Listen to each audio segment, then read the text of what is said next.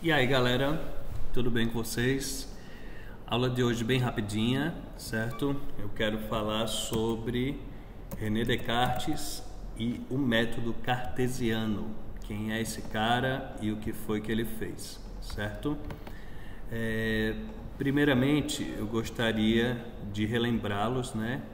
No nosso primeiro trimestre a gente fez uma atividade em cima de um livro didático, né? Não sei se vocês lembram que havia uma imagem nessa atividade, uma ilustração, e nessa ilustração tinha o seguinte, tinha uma balança, certo? De um lado da balança havia católicos, do outro lado da balança havia protestantes, certo? E eles estavam, né, nessa imagem pesando o que tinha de mais importante em cada uma das religiões.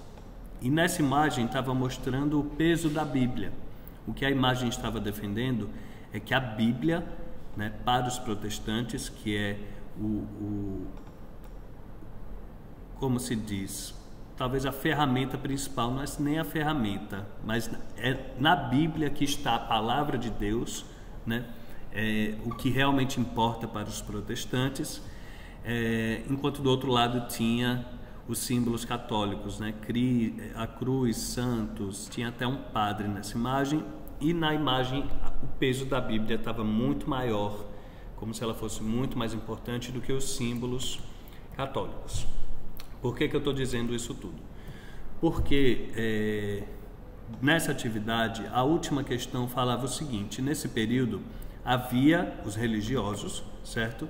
Mas também havia os cientistas, certo? Nessa época, os cientistas estavam começando a desenvolver o que hoje a gente conhece como ciência, certo?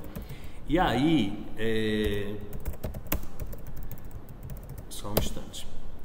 E aí, a gente vai ver o que René Descartes, né, que é um cientista, é considerado um dos pais da ciência, o que ele refletiu, né? Quais foram as considerações dele, a contribuição dele para o desenvolvimento da ciência, tá bom? Então vamos lá. O René Descartes, minha gente, ele foi um dos fundadores da corrente filosófica conhecida como racionalismo. Eu falei disso para vocês no trimestre passado. O racionalismo, ele defende o uso da razão como principal meio para se alcançar o conhecimento verdadeiro, certo? A razão é diferente da fé, por exemplo. A fé, você simplesmente crê. Uma pessoa que é religiosa, que tem fé, ela acredita e ponto final, não precisa de provas, né? O René Descartes, ele veio com a ideia de utilizar a razão para descobrir e desvendar os mistérios do planeta, né, do mundo que a gente vive. Então, para ele, dentro do racionalismo, a razão, a capacidade que a gente tem de raciocinar, né, de entender o mundo que a gente vive, é o único caminho confiável para se chegar ao conhecimento verdadeiro, certo? O René Descartes, minha gente, ele viveu numa época em que todo mundo estudava tudo, né? Então ele era um matemático, ele era filósofo, ele estudava de um tudo, né? Estudou direito e etc. E aí, o que acontece? Ele percebeu que nas aulas de matemática, por exemplo, havia uma certa concordância. Eu vou dar um exemplo bem simples. Dentro da matemática, independente do professor, independente do lugar do mundo, 1 mais 1 é 2, certo? E ele percebeu que a matemática, ela sempre chega em respostas comuns, certo? Pode mudar o jeito de se chegar à resposta, mas o resultado, no geral, ele é sempre o mesmo, independente do professor, independente do lugar que se estuda. Na filosofia, isso não funciona. Por quê? Vamos imaginar, dentro da filosofia, se a gente vai estudar o que é certo e o que é errado, cada filósofo vai ter sua própria opinião sobre o que é certo e o que é errado. Dificilmente haverá um consenso né? Todos os filósofos concordarão sobre o que é certo e o que é errado. A filosofia, diferentemente da matemática, não é algo exato. A filosofia, ela trabalha com reflexões, com interpretações do mundo. E existe uma diversidade de interpretações do mundo. E isso incomodava o René Descartes. Ele falava, não, os matemáticos chegam nos mesmos resultados porque eles estão trabalhando da mesma forma. E ele começou a refletir em uma forma em que os filósofos pudessem trabalhar para se chegar também num resultado, mesmo que não comum, mesmo que a resposta não seja a mesma para todos, mas que o processo, o método de se fazer o conhecimento fosse similar, fosse, se possível, o mesmo para os filósofos, certo? E aí, como era que funcionaria para ele, né? Essa lógica. Primeiro, ele utiliza a dúvida como um princípio do fazer científico, certo? Ele falava para a gente duvidar de tudo, tudo. Duvidar da fé, duvidar das ideias que a gente acha que tem certeza, duvidar dos nossos sentidos.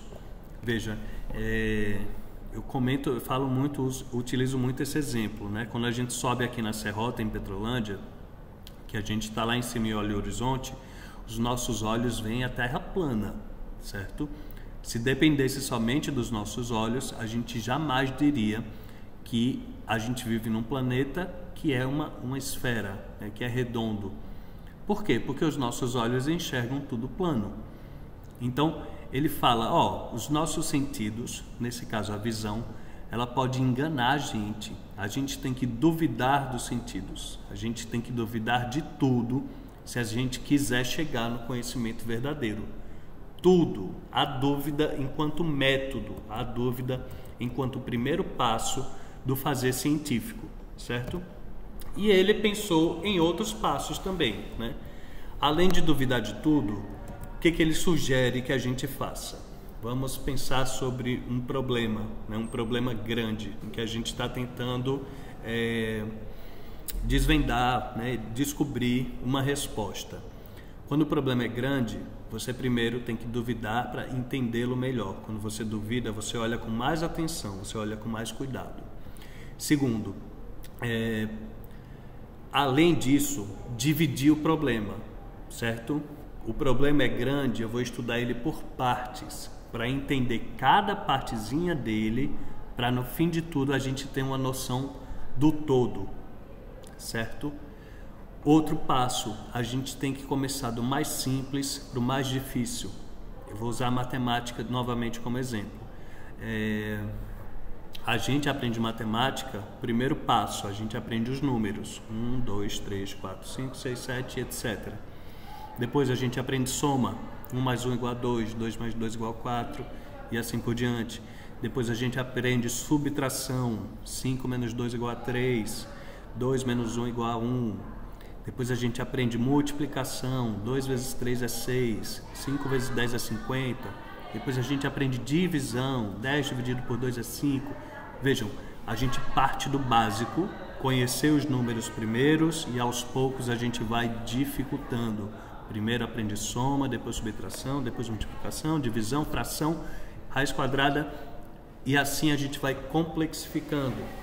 Então vejam, ele fala para a gente duvidar de tudo, ele fala para a gente quando o problema for grande a gente dividir ele em partes para estudar as partes até entender o todo. Ele fala para a gente ir do mais simples e complexificando aos poucos até chegar no mais difícil. E por fim, ele fala para a gente sempre revisando o que a gente já aprendeu.